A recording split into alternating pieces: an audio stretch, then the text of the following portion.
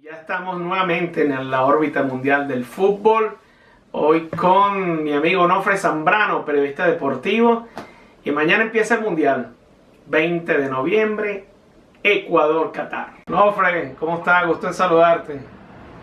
Igualmente, muy agradecido por que nos facilites estos minutos. Y bueno, a decirle a nuestro público que también Pipo nos va a acompañar en varios episodios de Compañero de Copa durante el mundial.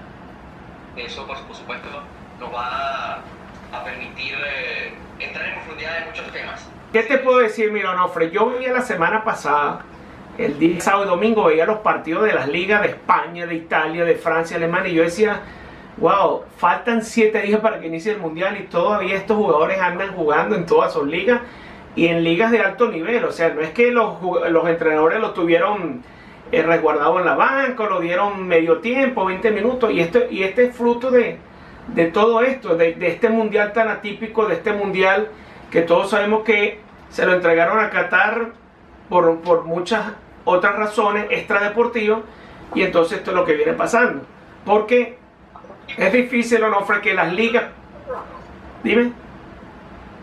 Disculpa, ¿a ti no te parece que, si bien es cierto, pues la FIFA tiene mucha responsabilidad en esto, en colocar un mundial a estas alturas del año, cuando no es contra natura lo que ha sido la tradición del mundial?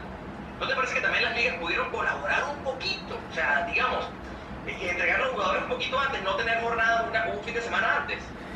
Sí pudieron colaborar, lo que pasa es que el margen, digamos, entre la competencia que son ligas, la Champions League, que tiene que jugar las copas de sus países, entonces yo pensé que iban a parar 2 semanas antes, pero tampoco liga, digamos, en sí hicieron el esfuerzo de parar. Pero recuerda también que le van a dar bastante dinero a los jugadores, que a las ligas le iban a dar dinero, y a los clubes por seguir participando y dar a los jugadores para este mundial con una semana de anticipación.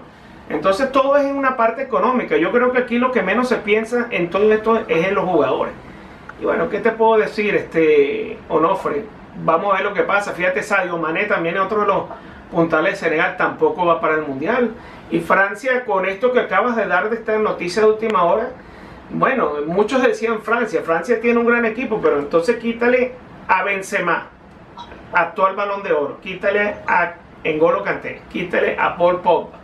Entonces, digamos, los referentes de este equipo, ¿quiénes viendo quedando? Va a ser Mbappé. Pero Mbappé, tú sabes que es un jugador bastante joven, que no es de esos muy agraciados con sus compañeros. Entonces vamos a ver quién va a tomar digamos, esa capitanía o ese don de mando dentro de la selección francesa. Creo que eso es lo complicado de ese equipo. Ojo que también se pierde el mundial una de las nuevas joyas francesas, como este chico Nkunku del RB Leipzig, muy bueno, con una gran capacidad de definición. Tampoco va a estar en la Copa del Mundo, no iba a ser titular, pero era una buena herramienta que podía tener el técnico de Shams allí. Y yo, sobre todo, me guío por esto de que ganar 2 mundiales seguidos es muy difícil, tú lo sabes. Solamente lo han hecho 2 países en la historia. Lo hizo Italia por allá, por la década de los 30, imagínate tú. Ha llovido desde entonces. 34 y 38. Eso, y después lo hizo Brasil en el 58 y 62. Y después de allí nadie más ha ganado 2 títulos mundiales seguidos. Brasil estuvo cerca porque lo ganó en el 94, jugó la final del 98, la perdió, y después ganó en 2002.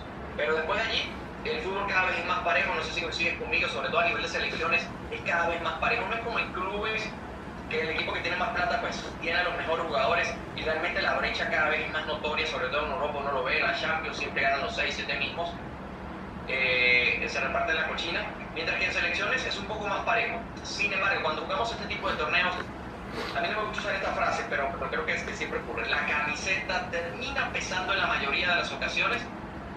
A mí me parece que no vamos a ver un campeón nuevo en Qatar, pero me encantaría que pasara, te lo digo con honestidad, y creo que Sudamérica, con Brasil sobre todo, con Argentina, tiene una muy buena posibilidad de recuperar ese título luego de 4 mundiales consecutivos viendo a los del viejo continente coronarse.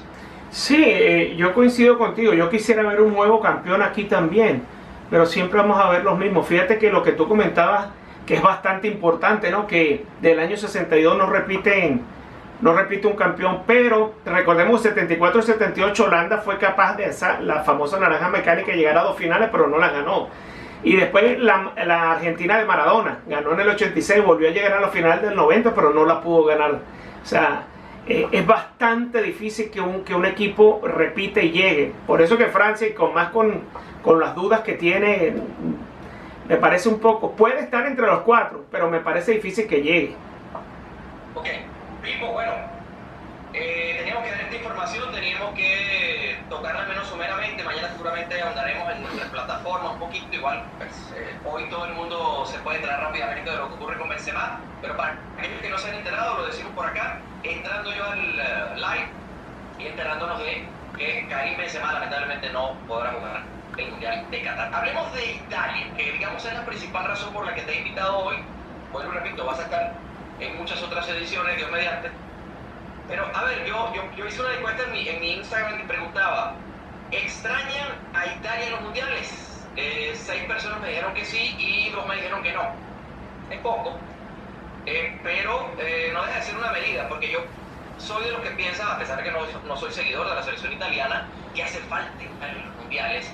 Ya son 2 consecutivos.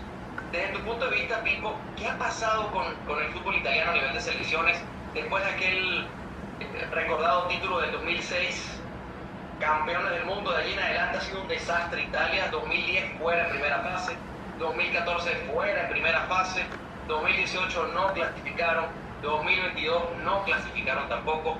4 mundiales seguidos quedando a deber. La tercera mejor selección en la historia de los mundiales después de Brasil y Alemania. Bueno, mira, esta es una pregunta que desde hace tiempo me la vienen haciendo, y siempre que hablamos con los amigos, en otras entrevistas también por radio. Y fíjate, Onofre, en Italia desde hace muchos años, prácticamente tú ves a un equipo italiano de la primera división y te consigues a 1 o 2 jugadores, máximo 3, en el 11 titular. Equipos que suben de la segunda división promocionados a la primera. Cuando tú ves esos equipos pequeños que siempre tenían 8, 9, 10 italianos, ahora tú ves esos equipos con un italiano en la cancha. ¿Qué ha pasado? Los últimos años se ha ido acrecentando y prácticamente el desarrollo del futbolista italiano desde las bases prácticamente no lo ve. Llegan los equipos, pero siempre están en la banca, tienen pocos minutos. ¿Y por qué? Porque entonces van y buscan jugadores africanos que tienen el pasaporte francés, Comunidad Europea, los compran en 500.000 euros, 1.000.000 de euros, después lo venden en 10, 20, 30, 40 millones, y eso es lo que ha venido pasando en el fútbol italiano.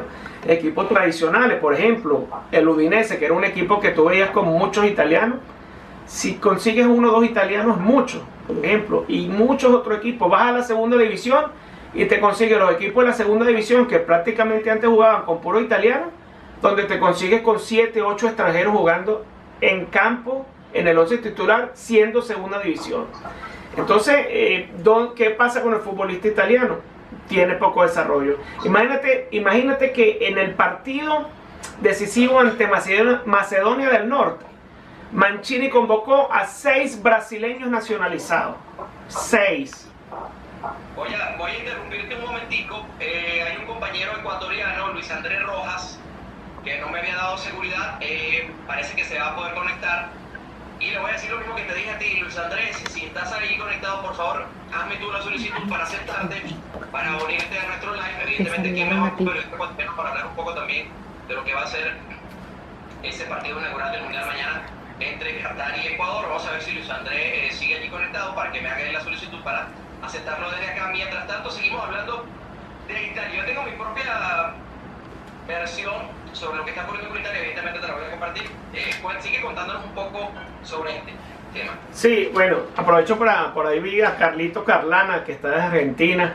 Saludos para él, y a la periodista Marta Jaimes también, un saludo para ella, nuestra amiga y colega. Y entonces, nada más te digo que el año pasado, en el año 2021, los representantes de jugadores en Italia se ganaron 145 millones de dólares en comisión nada más. Y la mayoría de eso es con jugadores extranjeros. Entonces eso es lo que ha venido pasando. El futbolista italiano ha quedado rezagado.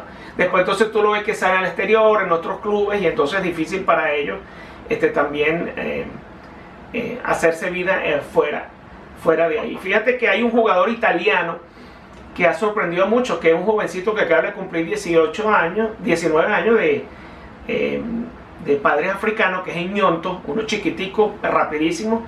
Lo convocan porque está jugando en Suiza, era filial del Inter, pero en el Inter no tenía cabida ni en las categorías menores, le daban poca oportunidad, pero sí era un jugador importante.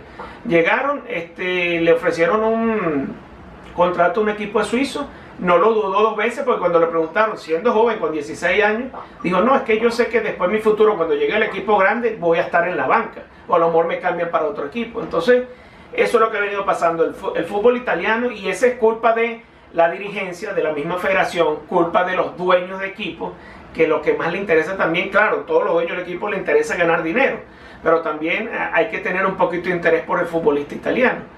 Y entonces, y los representantes jugadores, que lo sabemos que en todas partes del mundo, a veces los representantes jugadores ganan más dinero que muchos otros jugadores que están en cualquier club. Así es.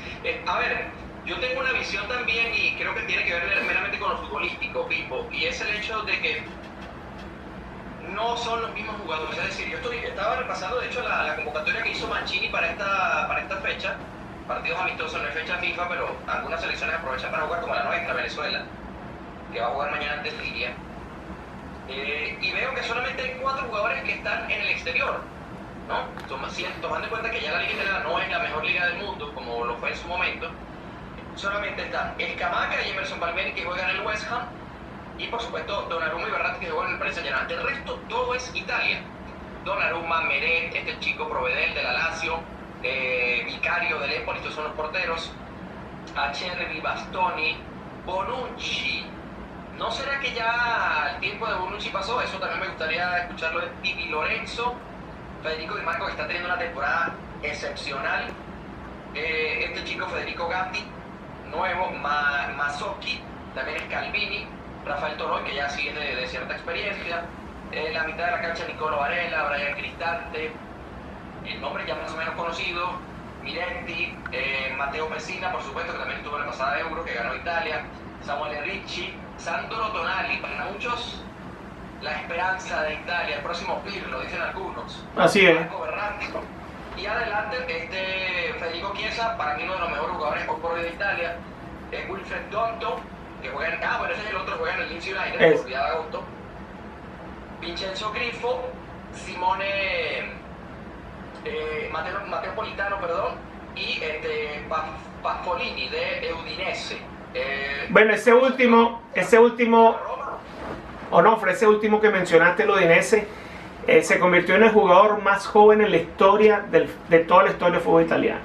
16 años y un mes y algo así que debuta en la selección mayor. Es el jugador más joven en la historia en debutar.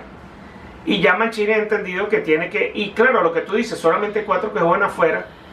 Y claro, hay otros que juegan afuera que pudiera convocarlo, pero ya él ha entendido. Porque, ¿qué pasó?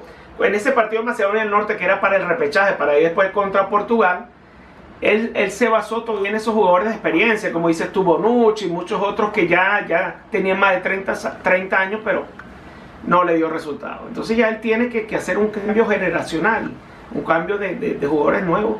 Y es muy triste, de verdad que viene, y pocas veces se ha dado que un campeón que viene a ser campeón de la Eurocopa, que es eliminado para ir a un mundial, muy pocas veces se ha dado.